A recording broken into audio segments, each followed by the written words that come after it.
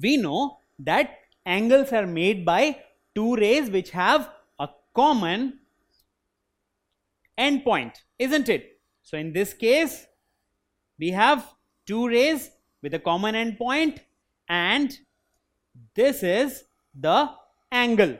So this is nothing but the degree of rotation. So if you take this as the initial point, then the amount of rotation you need to reach this particular point is degree. Similarly, even in this case. So these are angles. So when we talk about angle, the size of an angle is the amount of turn required to go from initial position to final position. So let's understand by this. Now in this case, this is the initial position.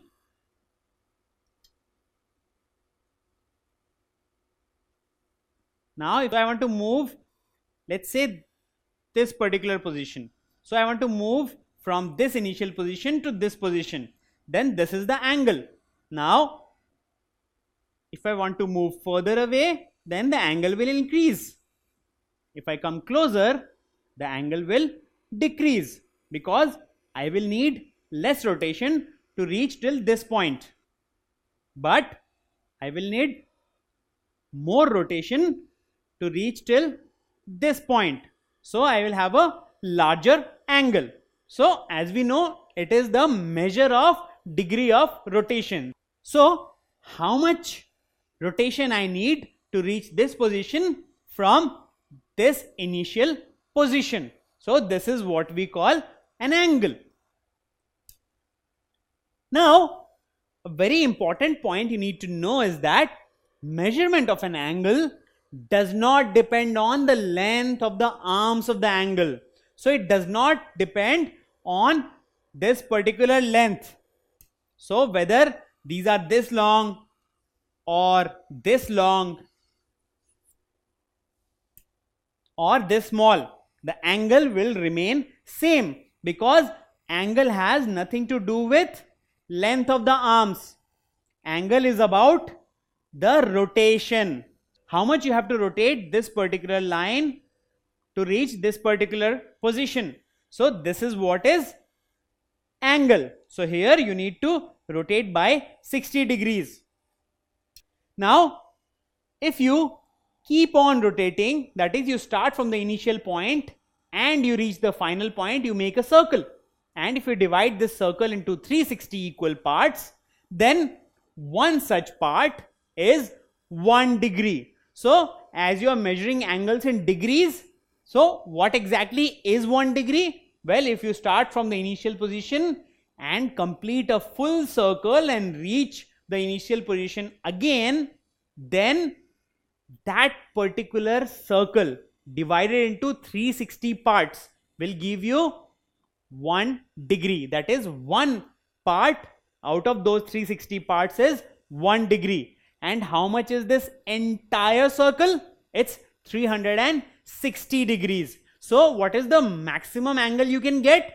360 degrees. Because when you complete 360 degrees, you are back to your initial position. So all the measure of angles will be between 0 and 360 degrees. You cannot have more than 360 degrees.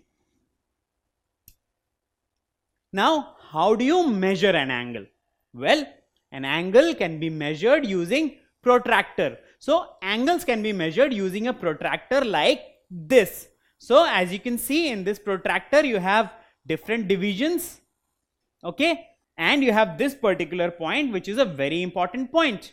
So you always place this particular point here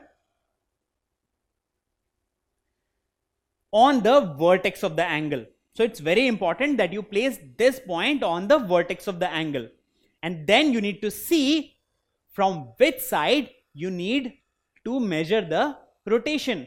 For example, if the initial position is like this and you want to move in this direction, then you will choose this particular scale which starts from 0 here.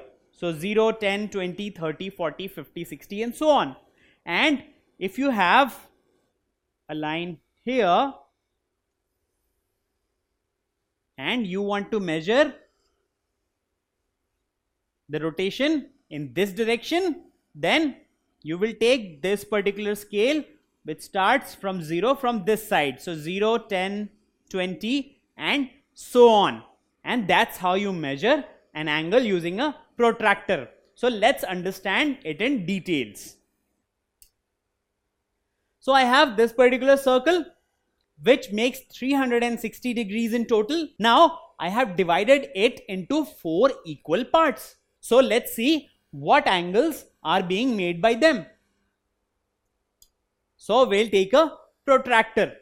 Now what is the vertex in this case? Well, we have a common vertex.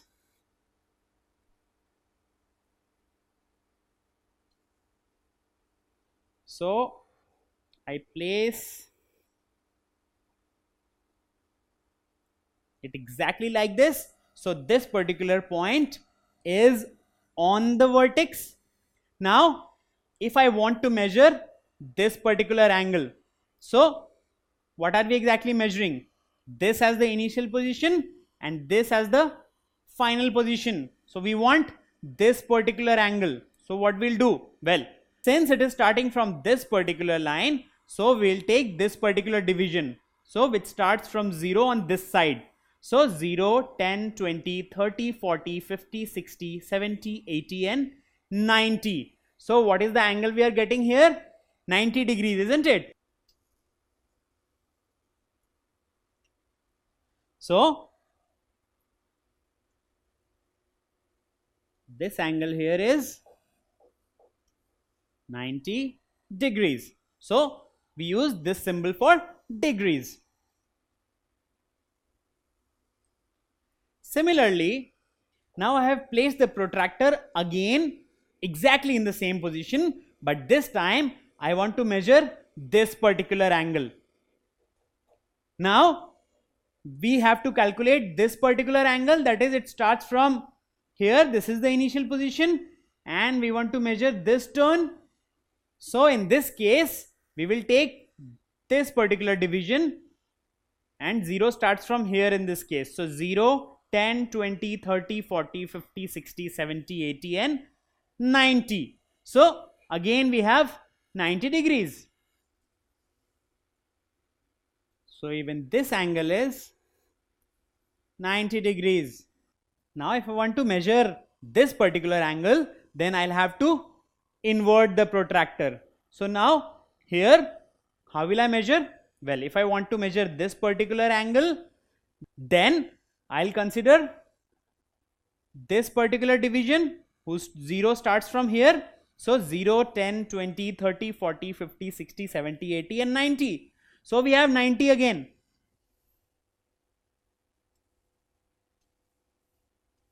-90 and similarly if you measure this angle, you will again get 90 degree.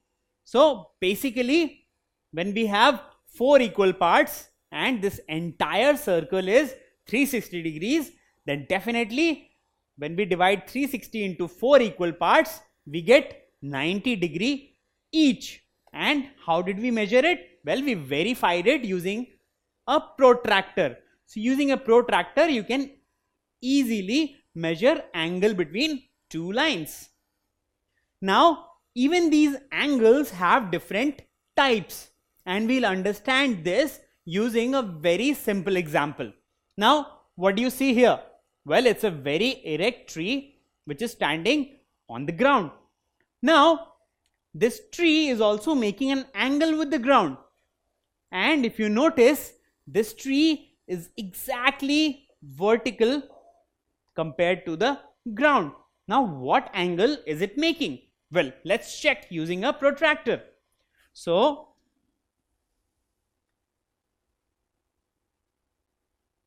this point is the vertex in this case. So, I place it here, and let's say we want to calculate angle on this particular side. So, we will have to take this particular division here which starts from 0 on this side. So 0, 10, 20, 30, 40, 50, 60, 70, 80 and 90. So what do we get? 90 degrees, isn't it? So what is this angle? It's 90 degrees.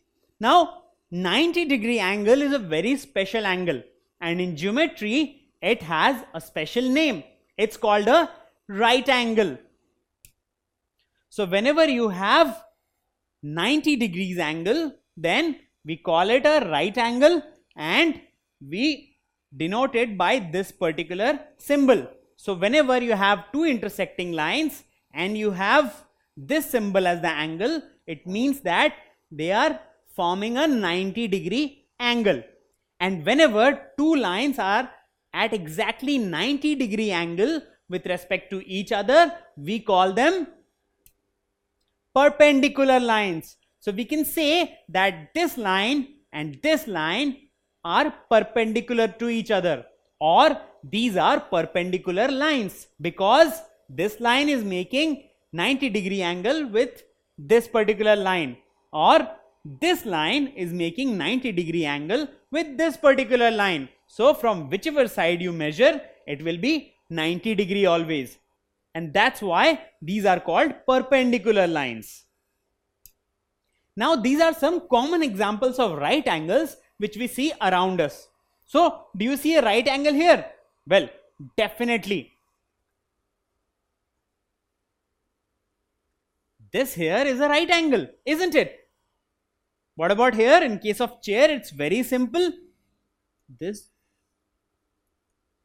angle here is 90 degree, isn't it? What about this? Well, can you see that they form right angle here? So this is a right angle. So what do we see here? Well, in all the three cases, we see right angles. So we are surrounded by right angles. If you see many objects around you, you will see that they are forming right angles. So right angle is a very common angle, and because it is very special, it has a special name, that is right angle. Now the same tree one day bent on one side due to a storm. Now did the angle change? Well, definitely it did. Now the line is bent, isn't it? It means that now it is forming a different angle with the ground. So if I consider the same side on which we had considered the right angle, what is the angle now? Let's measure. So I place it here on the vertex, and since I want to measure angle on this side, so I will take these particular divisions where 0 starts from this particular side. So 0, 10, 20, 30, 40, 50, and we have 60 degrees. So what is the angle here? I am getting angle as 60 degrees. 60 degrees. Now again, these types of angles also have a special name when you have an angle smaller than 90 degrees. So this particular line will represent 90 degrees, and if we are measuring from here, this particular line is smaller than 90 degrees, that is, it is in between 0 and 90 degrees, isn't it? Well, we call such an angle acute angle. So what is acute angle? An angle that measures less than 90 degrees but more than 0 degrees. In this case, the angle which it is making is less than 90 degrees and more than 0 degrees. So this is an acute angle. Now the same tree, due to the wind, bent on the other side. So again the angle changed, isn't it? Now what is the angle? Well, we have the protractor. So I will have to place it on the vertex. And now how do I measure? Well, I am considering this side of the tree, isn't it? So if I measure from this side, I will take the division which starts from 0 on this side. So 0, 10, 20, 30, 40, 50, 60, 70, 80, 90, 100, 110 and 120. So how much do I get? 120 degrees. And if this line represents 90 degrees, then what do I have? It's beyond 90 degrees, isn't it? Well, again, we have a different type of angle. It's called an obtuse angle. So, an angle that measures more than 90 degrees but less than 180 degrees. So, in this case, we have an angle which is more than 90 degrees. So, it crosses the 90 degree, but it is less than 180 degree. So, this is 180 degree and it is less than 180 degree. So, this is an obtuse angle. So, all the angles beyond 90 degree and less than 180 degree are called obtuse angles. So, when we talk about angles, angles can be measured using protractors. And we have three distinct type of angles. We have right angles. What are right angles? When two arms make 90 degree angle, then we call that angle a right angle. Whenever an angle is more than 0 degree but less than 90 degree, then we call it an acute angle. And when we have an angle which is more than 90 degree but less than 180 degrees, then we call it an obtuse angle. Don't forget to subscribe to our channel. You can also register for free at deltastep.com to get all learning resources as per ICSE, CBSE, IB, Cambridge or any other curriculum. Over 5,000 amazing lectures across maths, science, English and social science. Our unique interactive video technology keeps you engaged, and our iDictionary feature allows you to quickly revise any concept. Master each topic at your own pace with our adaptive practice technology and 1 million plus questions. Get instant answers and detailed solutions. Be exam ready by taking unlimited mock tests, performance analysis along with actionable feedback, personal tutors to resolve your slightest of doubts. That's not all. You also get amazing prizes like PlayStations, iPads, watches, and many more, along with certificates through our Earn As You Learn program. So at deltastep.com, learning is not just fun and easy, it's rewarding too. So register for free now.